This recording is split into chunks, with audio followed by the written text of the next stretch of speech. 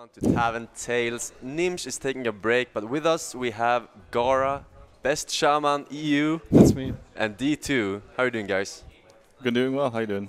I'm doing fabulous. I'm very sad. Yeah, of course. But I'm very you know, sad. But besides that, I'm very happy. when you try your best and you don't succeed, That's harsh. I got my losing out of the way yesterday, so yeah, it's good. I've been there. I've been there, both of you. I know how it feels, guys. You know, but you know, time heals wounds. Gara, you know a lot about these players, I've heard. Yeah. More than most people, I think. I Yeah. mean, Kolento, everyone knows Kolento by now. He's like the god of Hearthstone. Yeah, I watched his stream once or twice. Yeah, I mean, I've seen it as well. Russian dancing. Yeah. Oh, wait, is that another? Yeah, this okay, is the Gladiator. Gladiator.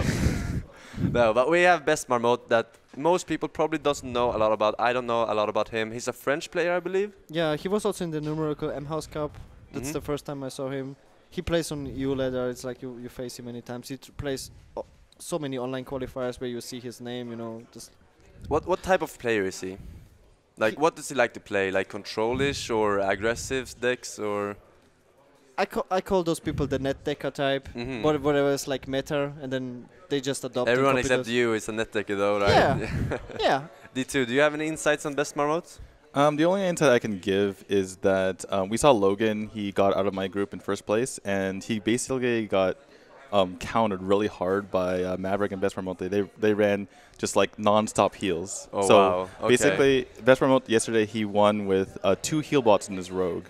So just to heal bots. just to make sure that they beat Freeze Mage. Was that against Logan? That was against Logan, yeah. Oh yeah, he was so salty because he was 2-0 ahead, and then he had 3 decks. And he like just couldn't win? yeah, he played Freeze Mage and he had like Kazan double heal bot in all decks. Wow. So he's one of those players. One of those guys. Do you think we will see something similar today, or is he gonna change it up again? I mean, that absolutely doesn't work against Kolento. Yeah. Kolento just brings like the new swag. New swag? Oh, so you're thinking we're gonna see new decks from Kolento today?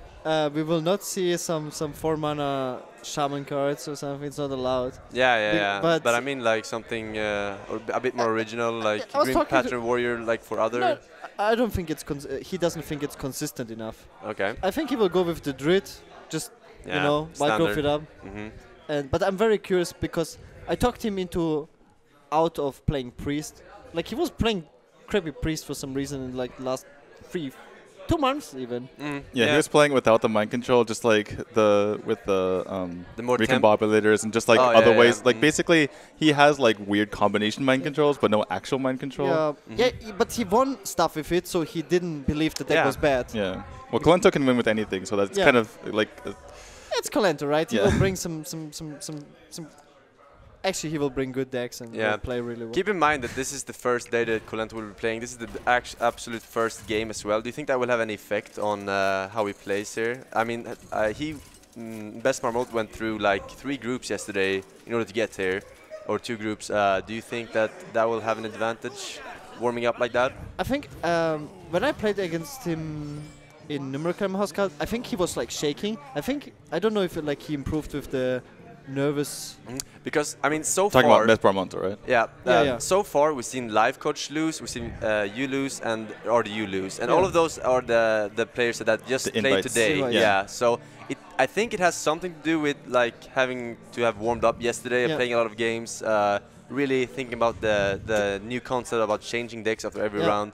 Yeah. That's really new again. It's like every tournament is another format. It's a big deal that you can change your lineup for every player after every round. That's like ridiculous. And like one thing, we've gone through like some like basically changing of metas every single group. It's kind of the same because we had Freeze Mages round 1, and then there's counter Freeze Mage round 2, and then now like the everyone return of the Freeze Mage. Yeah. So like Star everyone Wars. Exactly. So like they kind of have like a feel for like this ever-changing meta in this tournament, and like the invites are kind of like having to catch up a bit. That's actually a big point because my main deck for this tournament was Freeze Mage, and then I looked what Lothar played. He played like 3 counter decks to Freeze Mage. It was impossible to bring. Yeah. We see that the matchup is Oil Rogue versus Zoo. Who do you think is the upper hand there, D2? Well, traditionally, like way back when, Miracle Rogue was, basically the counter to Zoo. But then Zoo had more like you know, cards that were more sticky, and then yeah, I kind of swung it. I don't like to call this Miracle Rogue. I call this Oil Rogue. It's not the same thing in my opinion. Yeah, but on the other hand, they do have the bigger ward clears. They're running double flurry all the time. So in that sense, you can kind of come back in this. It depends on how late game this goes, because I mean, Rogue typically has a hard time dealing with things like Morganis, for instance, like Dr. Boom. So. Yeah. I mean, you obviously would give the Rogue the favorite in this matchup, right? Yeah, I agree. I think Rogue is favored here. But not with this hand. Yeah, this hand is this pretty hand is awful for sure. Horrible, yeah.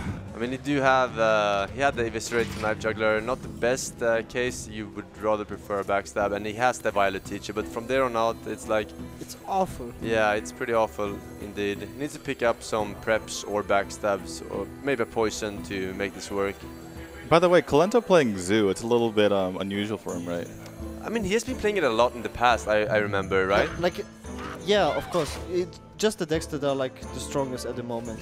He played like those super mixed Demon, Zoo, everything. Like every version of Warlock. The thing is that right now, actually, Warlock is the strongest tournament deck, and I was surprised that nobody played Zoo, even though it's like the best deck. Yeah, I was also very surprised that no one brought it. And this is the first time we see the Zoo, right? Yeah, no, Impact. Impact played. Yeah, Impact played. Impact won in like 2 seconds, so we forgot. yeah, right. And I played Zoo earlier. Yeah, exactly. And both of you guys won. So. Yeah, you're right, actually. It's the strongest deck. Like, to bring Zoo was actually a no-brainer. It's just by far the best deck. So what do you think he should do here? This is awkward because you can't use the backstab on anything, really. Yeah. I would think you just Violet Teacher pass, right? Yeah. I mean... Where's the option concede?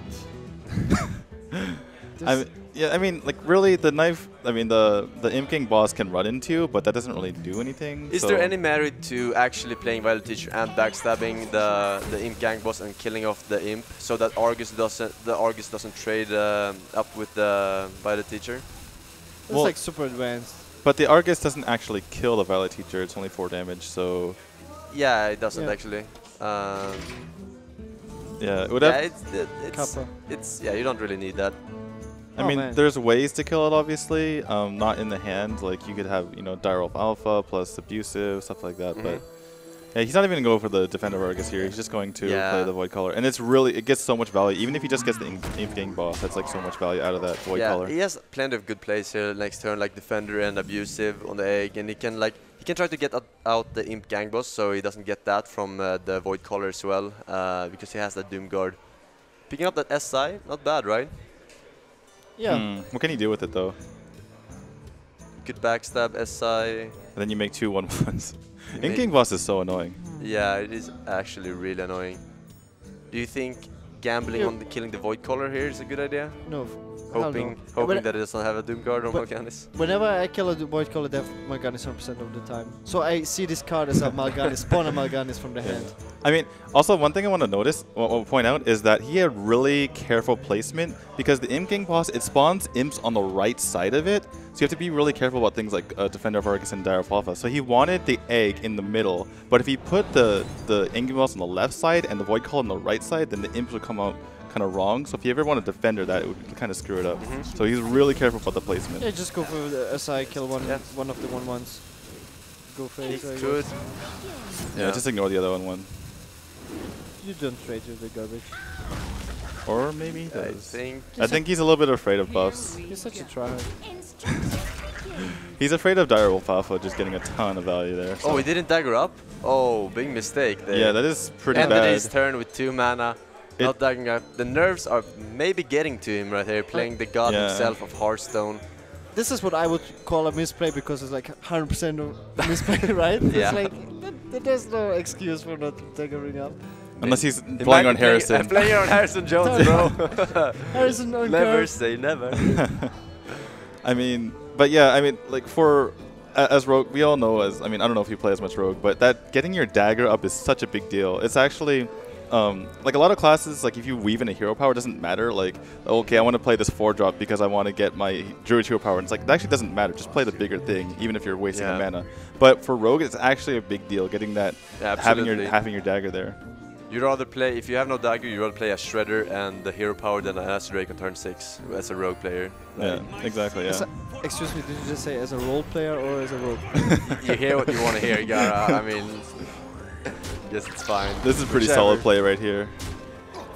Yeah, he's building up a huge board, and one of those things basically spawns, you know, a good minion regardless. So, and that's not really a target for Sap, that Void Caller. It's already damaged, so yeah, Sap would be good last game. I guess you. Yeah, this hand is just so horrible. He really needed prep way earlier. I guess you stab it and kill it, and then you heal both yourself. There's some merit to blade throwing, but it's not really that great. You have a heal, but you can take the damage. So you just sap like whatever comes out of it? Yeah, exactly. No, you zap it now and kill the 2-1. The thing is, if it's a Mal'Ganis, it's much more painful to sap a Mal'Ganis for the opponent than it is to sap this thing. I think you kill this first, and if it's something you need to sap, you sap it, and otherwise you heal both. Yeah, I think I agree with that. Yeah, that's fine. But this is a really because he will just replay the Void Caller and get the stuff out. Yeah, Kolento's pretty happy about this. I mean, like he has the board. His opponent didn't do anything really. What do you do here though? Tap Void Caller. Yeah, just replay. Yeah, that's reasonable. Trade the 2-3 with 1-1. Then Schmork. Schmork the rest.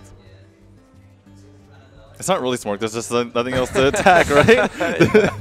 That's why you Smork. I mean, you could just Smork everything if you wanted to, unless you're afraid of Tinker buff. Yeah, I mean, why not? Like it's a 2-3, whatever. Yeah. I mean, also Poison Blade Flurry could be like pretty good if you have that 1-1 still remaining. The thing is that Zoo is not like a rush deck; it's a bot control deck. Yeah. So yeah, it is for sure. Very mid-rangey. What do you think about the Sylvanas? I've never really seen Sylvanas in a. I've seen it a lot. It is cool. It's you use it for power overwhelming to steal something like on turn 7, something huge maybe, and otherwise it's just a great card overall because people like silence is not really that common anymore. Like there's no silence in Rogue, for example, and like a lot of classes like Warrior skips out on silence. One silence, like a maximum, yeah. Yeah, maximum one silence in control. There's no in-green pattern Warrior. Like it's just a really good card. I mean, Emperor kind of replaces Sylvanas in a lot of decks, but Emperor is not really that great in Zoo because you don't have a lot of cards usually. You just tap when you really need to get something. And yeah, definitely Sylvanas is better than Emperor. And like there's just so many things to silence. If you silence Sylvanas, then you don't silence the Void Caller and vice versa. And so here he's just trying to bluff maybe that he has prep. He really needed prep. Like not drawing prep there is gonna be a problem for him. But sometimes you can also use the time because you have only 90 seconds for a turn. Yeah, so you think for the next turn. Yeah, you're thinking in next turn. Yeah, exactly. So what do you? I mean, Kolento's like, which amazing play do I go with here? I guess he's trying to play on Blade Flurry because you just saw him draw a bunch of cards. Yeah, you definitely play around AoE here, and I think that the best way of doing that is playing Haunted Creeper and Gang Boss probably. Yeah. Because you also want to get rid of that Imp Gang Boss so you get the Doom Guard whenever the Void Caller is killed. Yeah, you guarantee that Doom Guard, which is just so hard for the Rogue to kill. 7 health is just a pain in the ass, even after you've already Blade Flurried everything. And the 1-1 spawn of the in-game boss too, so this game is looking kind of over. Backstab is not bad, but he needs... Okay, so... He can Azure and then Flurry. But he can clear here. Well, clear, quote unquote. Yeah. I mean, Doom Guard comes on the board. You can actually do it without. You can actually poison, Blade Flurry, Fan of Knives, Sap. Not in that order, but you fan first. Then you can sap the Doom Guard back and clear everything. You don't get to play the Acid Drake, but it might be better. Yeah. Yeah, that's probably the best play because you really can't deal with the Doom Guard right now. Yeah, so it looks like that's what he's going to do here. Because it might even be a Mal'Ganis, and that's like GG if it doesn't sap that. So here we see use the top deck Blade Flurry, or no, you don't use the top deck Blade Flurry. Yeah, it gives your opponent information. Yeah, because you're pretty sure that he has the Blade Flurry, but he's gonna use it anyway. Yeah. He will do it against Kolento because he will 100% see it that it's a top deck. Yeah. It's like the little extra. But I feel like it's just like it gives your opponent information. Now he knows you have a second Blade Flurry, because why would you make that play without the Blade Flurry? Yeah, exactly. But it gives you extra BM points. So Kolento's just saying right now, thank you for giving me more information about your hand. It's like Bible time, but I got now 2 Doom Guards. YOLO Doomguard. Sylvana's Haunted Creeper is pretty passive here. But he saw 2 zaps. Yeah, he saw 2 zaps, but there might be eviscerate plays. Doomguard, and hoping you don't discard Doomguard or Powerwhelming into lethal next turn is pretty okay, right? What kind of eviscerate plays? Eviscerate, like Fan Eviscerate or like so he eviscerate. He really values his the damage from the Powerwhelming here, so he made sure to use it beforehand. Yeah, this makes sense. He's down to 2 life. He doesn't know he runs. And if you're using 5, if you're using 5 mana to play Healbot, then there's a Fan. I mean, most of the time Rogue is dead at this point. Like, what can a Rogue do? Play a Farseer, right? We know that he plays Sludge Belcher and Healbot. So, I like the Belcher here. Belcher, Healbot. Yeah, I mean, it's so awkward that you don't have 10 mana. Like, it would be so good with 10 mana right now. Or a couple more preparations. I mean, you do have 2 preparations remaining in your deck. You could go for something like Drake, top deck the prep, Fan into Eviscerate. You still have 2 Eviscerates. No, you have 1 Eviscerate. Yeah, you used 1 on the knife juggler in the start, right? Yeah. So probably Belcher here. That is probably like. It's probably also very important to think of if you need to cycle Fan of Knives this turn. Like, how important is the draw? Yeah. Or do you need the dagger? Because you can't really do anything next turn. Yeah. Like with the dagger, you have a dagger, but you have nothing else. Yeah, so basically his thought process, like the Zerdrake's too dangerous, so he's thinking, okay, Belcher. But there's a problem though by using the Fan of Knives, is that the spider, that when he finally dies, you can't really clear it up. He has a Blade Fury though. I think he reasoned that the only way I can get out of this is with some sort of Blade Flurry, and so I definitely need the dagger now. Kolento has lethal if he draws like an abusive direwolf. You definitely tap. Do you though? You used 1 abusive, 1 Powerwhelming, 1 Doomguard. There's only direwolf and Argus. Does that? Yeah, Argus helps. Yeah. But the thing is, if you play you can't Argus. You can't Argus. The thing is, if you play the Void Caller, then you know your opponent obviously knows that you're not gonna get anything out of it, right? Because you have nothing else in hand. So it's like there's so much less value if you just go for the Void Caller play. So I like this. I like tapping it. Yeah, you tap 100% because you clear the board, and without board, Rogue can't kill you. Yeah, but are you afraid of like a pirate guy with oil and eviscerates? Pirate like, guy. No, I'm not. No, you are not. You're not playing. No, person, no, I'm not. No, I'm not. Okay. Is there merit to sprinting here? You could maybe. There's a board clear here with Fan and Blade Fury. Okay, fair enough. Yeah. So you definitely go for that, and then you hope that your opponent doesn't top take. No, there's nothing he can't top take because unless it's playing Dark Bomb for some reason. That would be so cool. There's nothing. What if can Bestmarmotte win this? Because he has healing. So yeah, I mean actually I favor him right now. Yeah. Really? Okay. Yeah, it's actually. He has everything, man. He doesn't have any direct damage though, so he can't win in the next couple turns. Ooh, oh, Dr. Swag! Dr. Swag! That is. That's the card. Oh! Going for the 50-50. Oh, he gets it! Oh my god! Rumble combo! That ain't Falco. That's what he's thinking, like, easy escape. Not even a smirk. Easy. Look, he's shaking his head. Easy escape. Easy. That was to be expected. Oh my god.